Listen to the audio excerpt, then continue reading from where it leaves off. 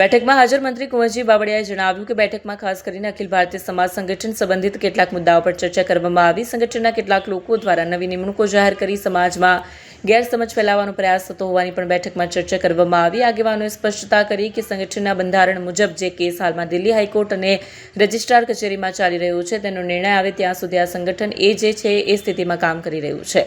કેટલાક લોકો આ સંગઠનના નામે નવી નિમણૂક આપીને આ સમાજને ગુમરાહ કરી રહ્યા છે, એમાં કોઈ તથ્ય નથી। ત્યારે હું અમને અમારી આખી ટીમ છે તમામ બધા કાર્યકારી અધ્યક્ષ તરીકે નવું સિલેક્શન અથવા ઇલેક્શન આ સંગઠનના બંધારણ મુજબ ન થાય ત્યાં સુધી એ જ સ્થિતિમાં કામ કરશે। પણ સમાજને તોડવાનો ક્યાંય પ્રયાસ થઈ રહ્યો હોવાથી સંગઠનના કેટલાક હોદ્દેદારો અને સમાજના વરિષ્ઠ આગેવાનો વિચાર વિમર્શ કરવા માટે મળ્યા હતા। આગામી દિવસોમાં ગાંધીનગર ખાતે સમાજ માટે એક શિક્ષણ ભવન નિર્માણ કરવાની મહત્વાકાંક્ષી યોજના અંગે પણ ચર્ચા થઈ। જમીન સંબંધિત મોટાભાગની પ્રક્રિયા પૂર્ણતાની નજીક હોવાનું જણાવાયું। જમીનનું રજિસ્ટ્રેશન પ્રક્રિયા પૂર્ણ થતાં સમાજ માટે એક ભવ્ય શિક્ષણ કેન્દ્ર ઊભું કરવાની દિશામાં પગલાં લેવામાં આવશે। બેઠકમાં સમાજના ભવિષ્ય ખાસ કરીને શિક્ષણ અને વ્યવસાય ક્ષેત્રમાં આગળ વધવા માટે વ્યૂહરચના બનાવવાની જરૂરિયાત પર ભાર મુકાયો હતો। સુરત ખાતે આજે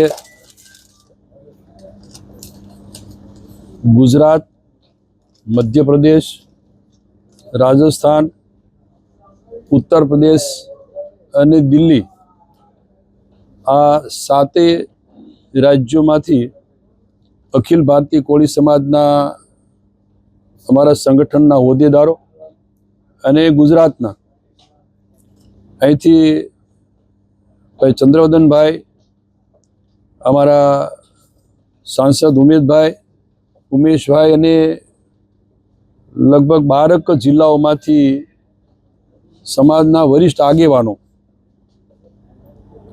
અહીંયા સુરત ખાતે આજે મળવાનું થયું। ખાસ કરીને સમાજના આ અખિલ ભારતીય કોળી સમાજના સંગઠનમાં ક્યાંક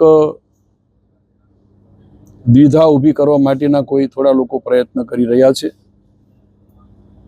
સંગઠનના બંધારણની જોગવાઈ મુજબ જે કંઈ અત્યારે દિલ્હી કોર્ટમાં અને રજિસ્ટ્રાર કચેરીમાં ચાલી રહ્યું છે એનો જે નિર્ણય આવે ત્યાં સુધી આ સંગઠન એ જે છે એ સ્થિતિમાં કામ કરી રહ્યું છે। ક્યાંક લોકો આ સંગઠનના નામે નવી નિમણૂકો આપીને આ સમાજને ગુમરાહ કરી રહ્યા છે, એમાં કોઈ તથ્ય નથી। અત્યારે હું અને અમારી આખી ટીમ છે એ બધા કાર્યકારી અધ્યક્ષ તરીકે નવું સિલેક્શન અથવા ઇલેક્શન આ સંગઠનના બંધારણ મુજબ ન થાય ત્યાં સુધી આ જે છે સ્થિતિમાં કામ કરશે। પણ સમાજને તોડવાનો ક્યાંક પ્રયાસ થયો છે એ બધા આ સંગઠનના થોડા હોદ્દેદારો અને સમાજના વરિષ્ઠ આગેવાનોની આના માટે વિચાર વિમર્શ કરવા માટે આજે અમે મળ્યા હતા। બીજા રાજ્યોમાં પણ જે રીતે આ સંગઠન કામ કરી રહ્યું એના પ્રતિનિધિઓ પણ આવ્યા હતા અને એ રીતે વહેલામાં વહેલી તકે જે કોર્ટમાં આ પ્રકરણ પેન્ડિંગ છે એનો ઉકેલ આવે અને એ કોર્ટના નિર્ણય મુજબ પછી આ સંગઠન આગળ વધે એનું પણ ચિંતન થયું। સાથે આગામી દિવસમાં અમે જે ગાંધીનગર ખાતે એક સમસ્ત કોળી સમાજનું એક ભવન બનાવવા માટે અમે જમીનને વગેરે કાર્યવાહી મોટાભાગે પૂર્ણ કરવા આવી રહ્યા છીએ।